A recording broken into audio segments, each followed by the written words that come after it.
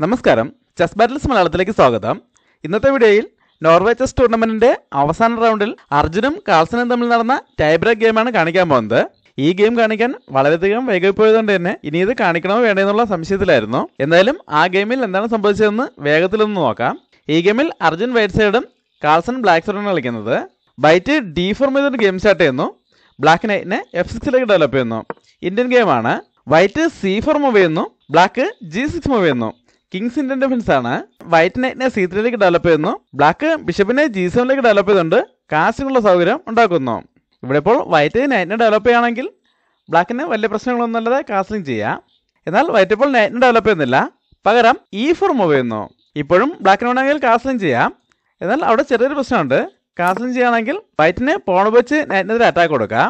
ഇതോടെ ബ്ലാക്കിന് ഈ ഡെവലപ്പായ നൈറ്റിനെ തിരിച്ച് ബാക്ക് റാങ്കിലേക്ക് തന്നെ കൊണ്ടുപോകേണ്ടി വരും. അല്ലാതെ ആ നൈറ്റിന് ഇപ്പോൾ സേഫായിട്ട് പോകാൻ വേറെ സ്ക്വയറുകളൊന്നുമില്ല. ഏകദേശം എല്ലാ സ്ക്വയറുകളിലേക്കും അറ്റാക്ക് ഉണ്ട്. ഇപ്പോൾ നൈറ്റിനെ H5 മൂവ് ചെയ്യുകയാണെങ്കിൽ അടുത്ത മൂവിൽ G4 ചെയ്തുകൊണ്ട് നൈറ്റിനെതിരെ അറ്റാക്ക് വരുന്നതോടെ ആ നൈറ്റ് പൂർണ്ണമായും ട്രാപ്പിലാകും. അതുകൊണ്ട് ബ്ലാക്ക് ആദ്യം D6 ചെയ്തുകൊണ്ട് ഈ E5 സ്ക്വയറിലേക്ക് ഒരു കൺട്രോൾ കൊണ്ടുവരുന്നു. വൈറ്റ് ബിഷപ്പിനെ E2 ഡെവലപ്പ് ചെയ്യുന്നു. ഇനി വേണമെങ്കിൽ ബ്ലാക്കിനെ കാസ്റ്റിംഗ് ചെയ്യാം. എന്നാൽ ബ്ലാക്ക് ഇപ്പോഴും കാസ്റ്റിംഗ് ശ്രമിക്കുന്നില്ല, പകരം അടുത്ത നൈറ്റിനെ D7 ഡെവലപ്പ് ചെയ്യുന്നു. വൈറ്റ് അടുത്ത ബിഷപ്പിനെ E3 ഡെവലപ്പ് ചെയ്യുന്നു. ബ്ലാക്കിന് ഇപ്പോഴും കാസ്റ്റിംഗ് ചെയ്യാനുള്ള അവസരമുണ്ട്. എന്നാൽ കാൾസൺ ഇവിടെ ഈ ബിഷപ്പിന്റെ ഡയഗണൽ ബ്ലോക്ക് ആക്കിയിരിക്കുന്ന ഈ D7 നൈറ്റിനെ ബോർഡിന്റെ സെന്ററിലേക്ക് കൊണ്ടുവരാൻ ശ്രമിക്കുകയാണ്. അതിനായിട്ട് E5 ചെയ്തുകൊണ്ട് ഒരു പോൺ എക്സ്ചേഞ്ച് ഓഫർ ചെയ്യുന്നു.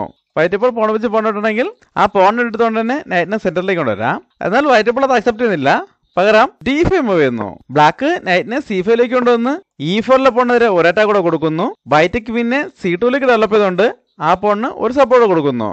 ബ്ലാക്ക് A5 മൂവ് ചെയ്ത ശേഷം വൈറ്റ് നൈറ്റിനെ F3 ഡെവലപ്പ് ചെയ്യുന്നു. ബ്ലാക്ക് നൈറ്റിനെ G4 കൊണ്ടുവന്ന് വൈറ്റിന്റെ ബിഷപ്പിനെ അറ്റാക്ക് ചെയ്യുന്നു. വൈറ്റിനെ ഇപ്പോൾ ആണെങ്കിൽ ഈ ബിഷപ്പും നൈറ്റായിട്ട് എക്സ്ചേഞ്ച് ചെയ്യാം. എന്നാൽ അർജുൻ ഇവിടെ ബിഷപ്പിനെ G5 കൊണ്ടുവന്ന് ക്വീനെതിരെ അറ്റാക്ക് കൊടുക്കുന്നു. ബ്ലാക്ക് F6 ചെയ്തുകൊണ്ട് ആ അറ്റാക്ക് ബ്ലോക്ക് ചെയ്യുന്നതോടൊപ്പം ബിഷപ്പിനെ തിരിച്ചറ്റാക്ക് ചെയ്യുന്നു. വൈറ്റ് ബിഷപ്പിനെ H4 മൂവ് ചെയ്യുന്നു. ബ്ലാക്ക് G5 ചെയ്തുകൊണ്ട് ആ ബിഷപ്പിനെതിരെ വീണ്ടും അറ്റാക്ക് കൊടുക്കുന്നു. വൈറ്റ് ബിഷപ്പിനെ G3 മൂവ് ചെയ്യുന്നു. ഇവിടെ ബ്ലാക്ക് F5 മൂവ് ചെയ്തുകൊണ്ട് ഒരു പോണിനെ സാക്രിഫൈസ് ചെയ്യുന്നു.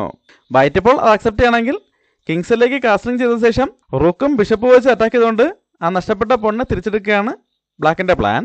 അതുകൊണ്ട് വൈറ്റ് ഇപ്പോൾ അത് അക്സെപ്റ്റ് ചെയ്യുന്നില്ല, പകരം നൈറ്റിനെ D2 മൂവ് ചെയ്തുകൊണ്ട് E4 പോണിന് ഒരു സപ്പോർട്ട് കൊടുക്കുന്നതോടൊപ്പം G4 നൈറ്റിനെതിരെ ഡിസ്കവർ അറ്റാക്കും കൊടുക്കുന്നു. ഈ സമയത്ത് ബ്ലാക്ക് F4 മൂവ് ചെയ്തുകൊണ്ട് വൈറ്റിന്റെ ബിഷപ്പിനെതിരെ അറ്റാക്ക് കൊടുത്തതോടെ വൈറ്റിന്റെ ആ ബിഷപ്പ് ട്രാപ്പിലായിരിക്കുകയാണ്. അതിന് സേഫായിട്ട് പോകാൻ സ്ക്വയറുകളൊന്നുമില്ല. എന്നാൽ വളരെ മികച്ചൊരു മൂവിലൂടെ അർജുൻ ഈ പ്രശ്നം പരിഹരിക്കുകയാണ്. ബിഷപ്പ് വെച്ച് നൈറ്റിനെ എടുക്കുന്നു. അതുകൊണ്ട് ബ്ലാക്ക് ആദ്യം ആ ബിഷപ്പിനെ അവിടെ നിന്ന് ഒഴിവാക്കാണ്. ബിഷപ്പ് വെച്ച് ബിഷപ്പിനെ ഒട്ടുന്നു. വൈറ്റ് F3 ചെയ്തുകൊണ്ട് ആ ബിഷപ്പിനെതിരെ അറ്റാക്ക് കൊടുക്കുന്നു. ബിഷപ്പ് അറ്റാക്കിൽ നിന്നും D7 മാറിയ ശേഷം അറ്റാക്കിലുണ്ടായിരുന്ന ബിഷപ്പിനെ F2 മൂവ് ചെയ്യുന്നു. ഇവിടെ ബ്ലാക്ക് B6 മൂവ് ചെയ്യുന്നു. വൈറ്റ് B3 മൂവ് ചെയ്ത ശേഷം G4 മൂവ് ചെയ്തുകൊണ്ട് ഒരു പോൺ എക്സ്ചേഞ്ച് ഓഫർ ചെയ്യുന്നു.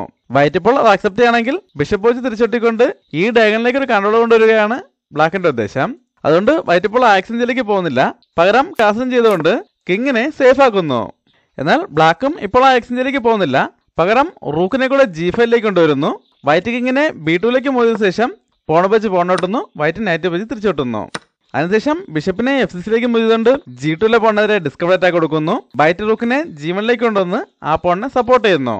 ഈ സമയത്ത് ബ്ലാക്ക് ബിഷപ്പിനെ G4 കൊണ്ടുവന്ന് നൈറ്റിനെതിരെ അറ്റാക്ക് കൊടുക്കുന്നു. വൈറ്റ് A3 മൂവ് ചെയ്യുന്നു. ഇവിടെ ബ്ലാക്ക് ക്വീനെ D7 കൊണ്ടുവരുന്നു. വൈറ്റ് നൈറ്റിനെ B5 മൂവ് ചെയ്യുന്നു.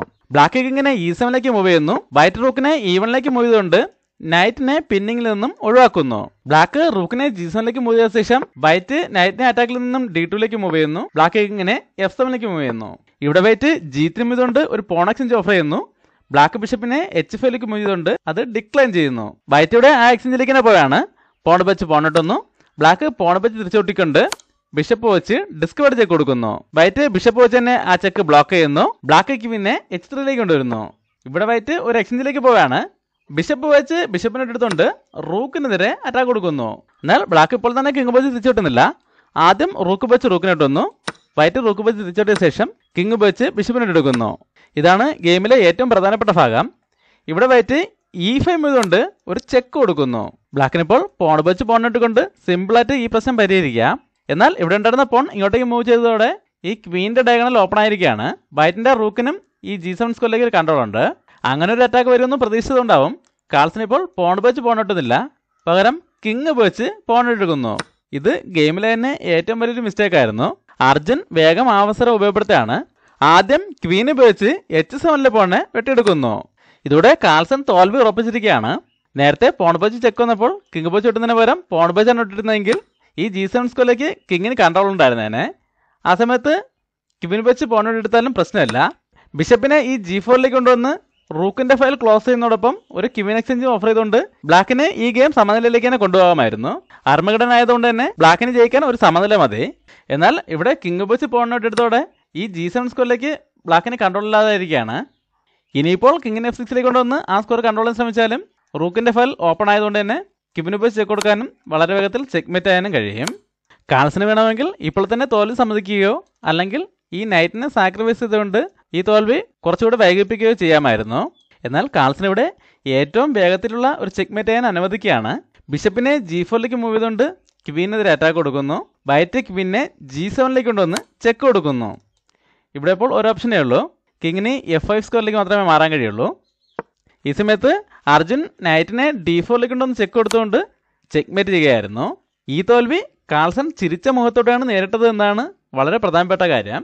കഴിഞ്ഞ തവണ ഡെസ്കിലിടിച്ചത് വലിയൊരു വാർത്തയാക്കി നമ്മൾ ഇങ്ങനൊരു കാര്യം കാണിക്കാതെ പോകുന്നത് ശരിയല്ല എന്നുള്ളതുകൊണ്ടാണ് വൈകിയാണെങ്കിലും ഈ ഗെയിം വേഗത്തിലൊന്ന് കാണിക്കാൻ തീരുമാനിച്ചത്.